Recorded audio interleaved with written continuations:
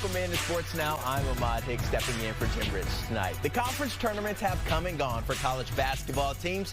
For some, their seasons will end the way they envision. For others, they will have to settle on a postseason tournament that is not the big NCAA one, such as the NIT. But before we talk about Minnesota, let's take a look at the big dance and the bracket. And to help me break that down, we have CCO Radio's Henry Lake. Sir, thank you again for joining me. Let's jump right into it. We have about 4 minutes. Number one seeds, Purdue, Houston, UNC, UConn. Who's the surprise there? The surprise there, I don't really think that there is one. I think that there was conversation that came up about Iowa State possibly being a one because they won the conference tournament, but their non-conference schedule was not very good. So I have no issues with the one seeds. All right, well, you have your bracket filled out. Tell me how far you have Illinois going, because they just won the Big Ten tournament at Target Center. Yeah, I think that they probably, of all the Big Ten teams, probably go the furthest. They're playing, their best basketball right now. Phenomenal head coach in Brad Underwood.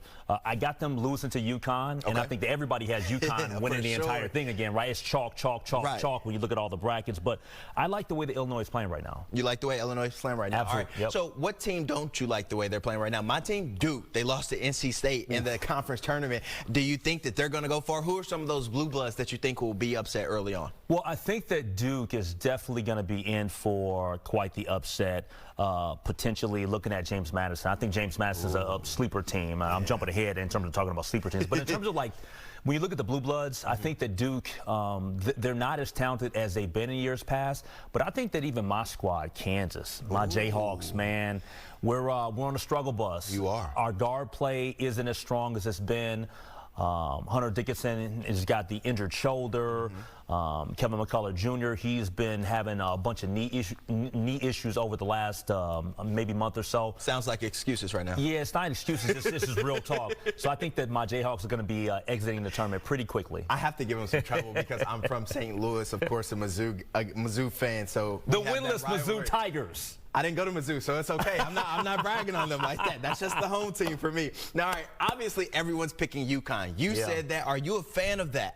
I think they're going to go all the way. Yeah, I think that if you look at which team has been the most consistent this year, you'd have to say UConn. I mean, they're the defending national champions. They're deep. They've got everything that you need. They got height. They got athleticism. They got guard play. So I don't knock anybody that's talking about UConn cutting down the nets again. I think that a lot of people are really looking at, just putting in all the chalk. I've looked at everybody, Jay Billis, Jay Williams, everybody on every single network, ESPN, CBS, everybody's going with the chalk. Okay, well, you're no stranger to bold statements, and I want to see what's your bold statement. What teams do you have in the Final Four? In the Final Four, I mean, I wouldn't say necessarily this is a bold statement, but I definitely have UConn going all the way to the national championship. I think that Houston, who I'm a little bit squeamish on because their offense can get bogged down a little bit.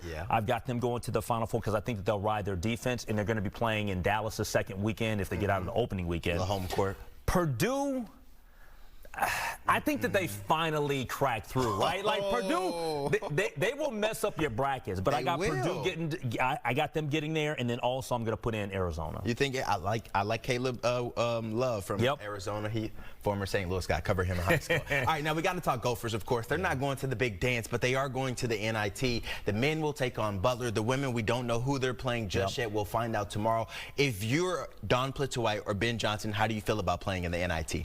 I feel good about it. The Gopher women, I just think that they just had some horrible luck.